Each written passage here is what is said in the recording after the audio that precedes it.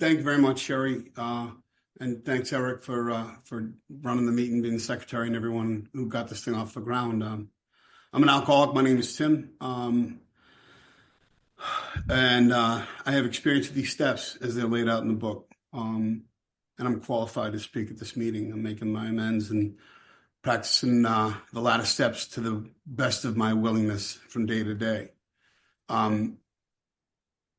I'm an alcoholic of the hopeless variety, and I realize that the step study tradition, we try our best to stay on the step being covered and adhere to that. And there's a very good reason for that, because for years, when I first came in Alcoholics Anonymous in 1990, from 90 to about 14 years after that, the majority of AA meetings I went to were just open sewers.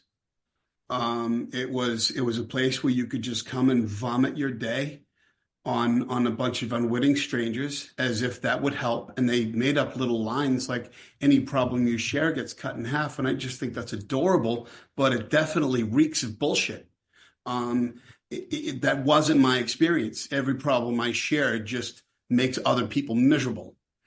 And I'm still carrying the full weight of that problem. And now I owe these people an amends for robbing them of their meeting. But that was the order of the day. Step study came along somewhere around the early to mid 90s. And it was, it's the book. It's the book that the fellowship was named after. And they called it controversial. They came up with all sorts of pejorative names for us.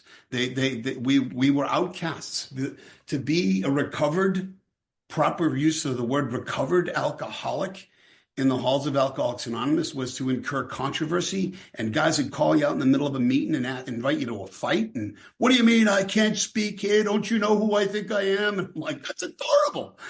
I think I'm sick and I don't need to share. By the time I got here, I was so beaten and I was so broken and I was so scared, and I was glad to shut up and just listen and follow some directions. I didn't get on with those directions until 2006 after a relapse. I just didn't drink and I went to meetings. I wrote a Certain and Fearless ego-based fourth step that was greater than 500 names. It was a big ledger with like the acid-proof paper and stuff for posterity, you understand? And because that was a pretty big deal. I don't know if you guys know that. But the sickness, I wrote the fourth step. I never read it to anyone, and I was drunk before Christmas. Alcohol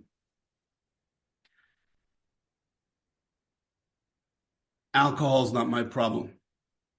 At the point that I had a pistol in my hand ready to blow my brains out, and a fully written fourth step, all 4 columns, nice and neat and tidy on the acid-proof paper,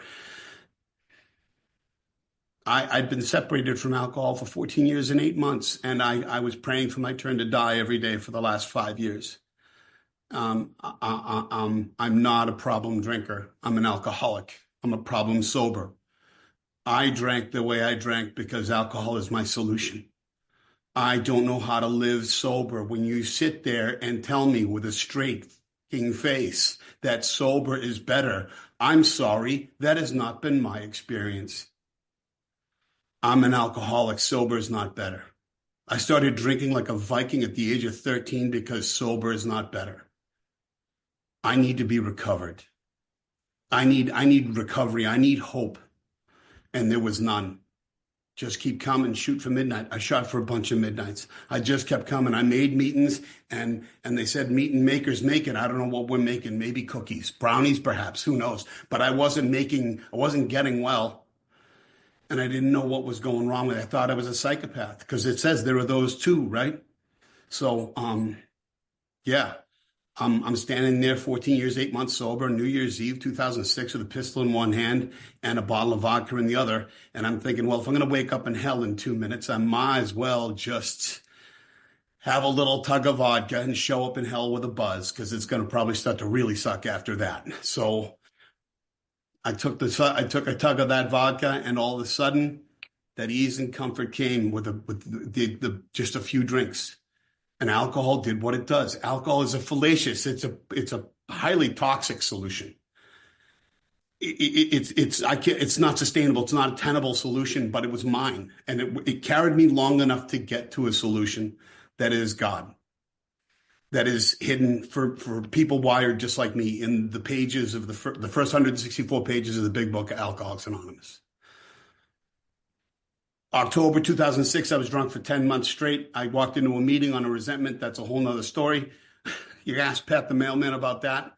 But I got into the meeting because he didn't invite me, and I heard a young man speak how he lived his life. How he lived his life, with hope in his heart and a smile on his face, and he was sober and happy at the same time, and I actually believed him. He was on probation. He had a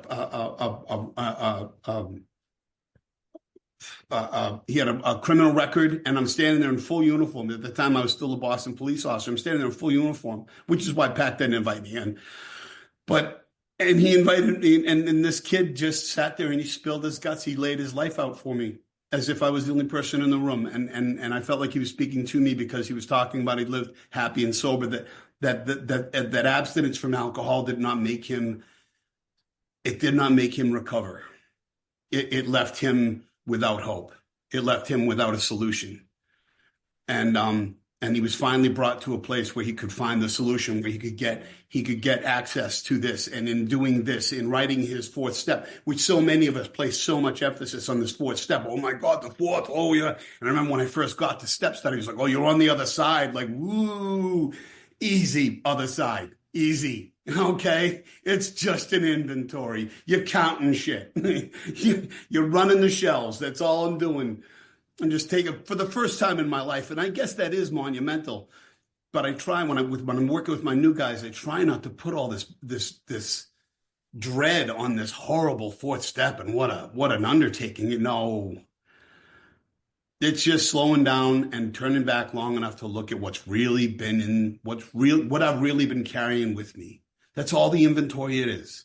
It's not going anywhere. I'm not getting cured of anything. I've never been cured of anything in AA, by the way.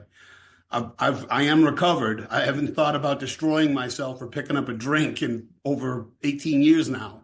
But until I figure out what I was actually carrying with me, who I am and who I am not. And one of the most beautiful things I discovered is that I am not the things I've done. The things I've done are they're the soot in the tray of the fireplace. They're yesterday's fire. That was yesterday's warmth. That was yesterday's cooking dinner. It's ash. The things I've done are not who I am. I am what I do. Today I live in recovery. What I do today is this. Someone asked, can you step up today? Yes. Did I want to? No. I want to go to bed. I want to go to the gym. I want to go tanning. I want to move. I want. I'm full of I want. I'm a bucket full of I want. I'm a whiny bitch. But AA reminds me that I've been given this gift. And if I want to actually experience this gift, the only way I can experience my recovery is to give it away. And in giving this away these past 18 years, I've actually discovered that my worst nightmares, the things that I said, no, nay, never, no, I'm not going to tell anyone this, not ever, not never in my life, that those are my most valuable gifts when trying to win over the confidence of another alcoholic, to just tell this man that I'm working with, the young man that I'm working with, that as bad as you think you are, you're not the worst. And as awful as you think the things you've done, I've heard worse. No matter what they are, if there's a name for it, someone else has done it and they've done it worse. So it's okay that you're not talking to some holy roller. I never want to get shiny. I never want to get venerable in AA. I need my scars. I need my boo-boos, my dirt, my grime, my grit. I don't want to get too holy here. The people that know me and a couple of guys I've sponsored are on this meeting right now. They're like, don't worry about that, Timmy. That ain't going to happen. But because of my fear, the thing that I thought I had to say never existed. My fear, the thing that has held me back and strangled me and stolen from me, as it says in the book, that we think fear ought to be classed with stealing. It seems to cause more trouble. The evil and corrosive thread shot through the fabric of my existence. I never want to forget what I let fear take from me. It didn't roll me. It didn't mug me. I didn't get, waffled in an alleyway.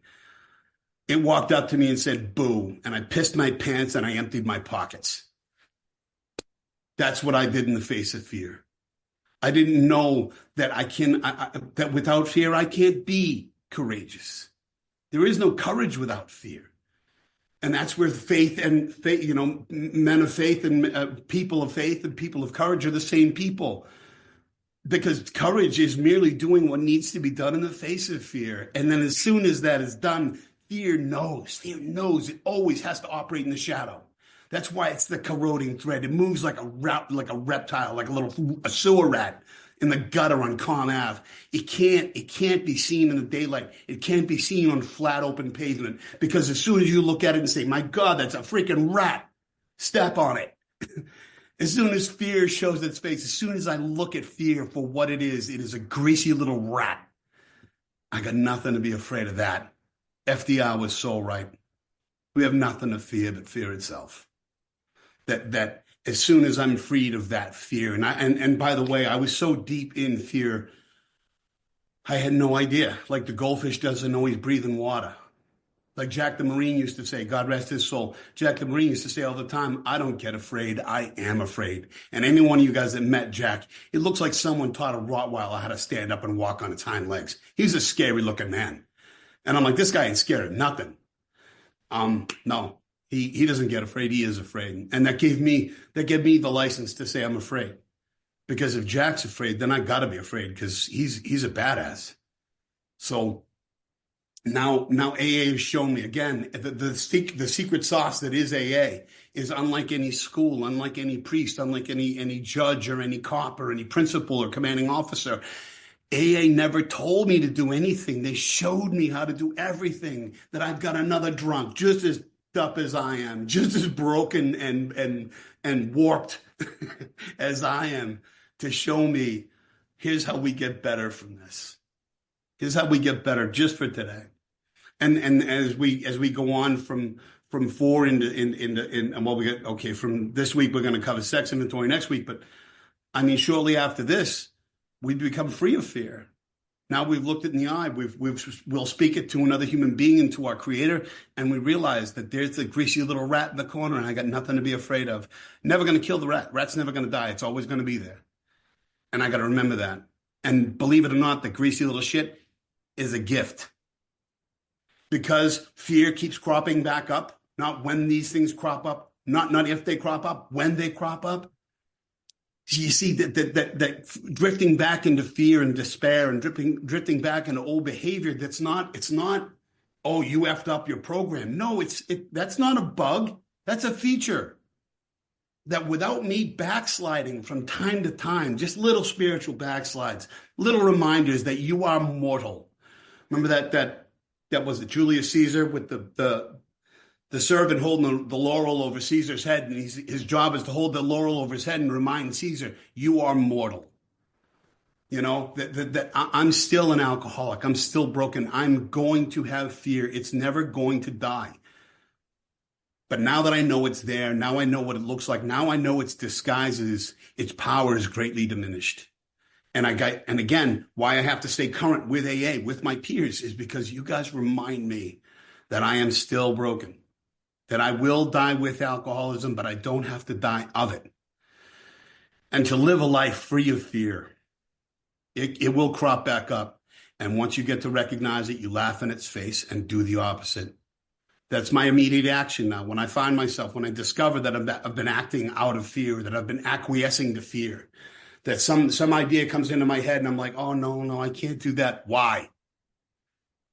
Why? Is it because it's selfish? Okay. Is it because it's not affordable? It's not prudent. It's foolhardy. Okay. Is it because you're scared?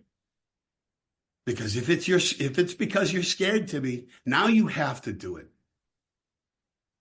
I was the first openly gay man to graduate the Boston Police Academy in 1995, and that's not a big deal now, but it was back then. And I didn't have any ambition of going through the academy as some kind of flag waver or a freaking standard bearer or any trash like that. I had no intention whatsoever. I just wanted to go along, get along. It's a good job especially for a rock like me with a high school diploma. Shut up, kid. Keep your mouth shut. You hit the lottery. Just keep going. Well, a friend of mine died of AIDS while I was in the academy, right? And he was the man who convinced me to actually take the police exam. And he's like, you don't have to worry about going back in the closet to me. You're allowed to, they're not going to discriminate against you for being who you are. So you don't have to go in the closet to be a cop, and you're going to be a good cop. So take the test. Don't be a puss. Excuse me. Don't be a candy ass. And so I took the test. And while I was in the academy, in the first week I was in the academy, my friend Robert, is that guy who's also a cop, he died of AIDS. And I was the platoon leader because I look like a freaking G.I. Joe and I sound like a mental case. So of course they put me in charge, and I was in charge of the protocol, the flag going up and all that stuff. And someone failed to put the flag at half mast on the day of Robert's funeral. And I told the guys, like, hey, you got to bring that flag down half mast. I couldn't go to the funeral because I wasn't next to kin. All this is just to say that when my buddy Lou, who's a good guy, there was no malice. There was no conspiracy like, oh, never mind that guy, who cares if he died? Nothing like that. It was just an oversight. But people kept asking, like, what's the big deal, Timmy? Why can't we do it after we come back from PT? And I was like, just do it.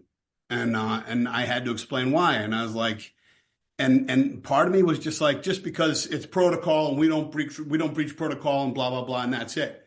But that wasn't the real reason. The real reason is because he was my friend, and I'm not going to just. And the thing that hit me like a cannonball in my chest, I wanted to puke. I was so disgusted with myself. The reason that I didn't want to make the stand about it, the reason that I didn't want to freaking kick the stink up about it, was because I was enjoying a reputation of being a man I knew I did not deserve. These guys thought I was just like them. And the 99.9% of all that is, I am just like them, except for that 1.1%. You know, that 0.1%. It's like you're lying to these guys. And now you're going to pull the wool back, and you're going to show them the rest, and you're afraid that they're going to turn on you. And some did. Some did. Most didn't. The good people rallied to my side, as a matter of fact. So it was fear that said, don't make a stink about it. Just lower the flag by yourself. No one's going to know anything.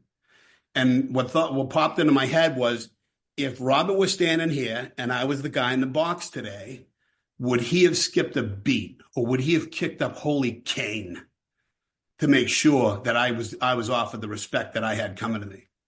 And right there, I cursed myself a coward, you know, and I stood up and I told people who he was to me and why it was significant that we honor and render this respect. And my whole life changed from that point. But that was, I bring that up just as not for, hey, look how cool Timmy was, because I didn't want to be cool. I didn't want to be moral. I didn't want to be upright. I just wanted to go along to get along. But by God's grace, I didn't have the taste for living like a weasel anymore. I didn't have the taste. I couldn't stomach. I couldn't abide that on my tongue, to live like a sneak, to live under half truths, to live. Because when I do that, then I tell them that they're right, that I should be ashamed, that I should be afraid. And I shouldn't. No one of us ever should. You see, and that was the lesson that I learned, that AA gave me the freedom from that fear, you know, because men and women like yourselves demonstrated it for me. I didn't come to it on my own. Everything that I've ever said, everything that I've ever learned, everything I've ever screamed or ranted or raved about from a podium or my chair has always been something that I picked up from one of you guys or a bunch of you guys. And I get to carry it and share it again. And every time I teach this, I learn it twice. Every time I read this book with another man sitting next to me, I read it through his eyes and I see something new. 18 years into this process, still working with new guys, and it is still just as much fun as the day I started. I'm actually sober and happy at the same time.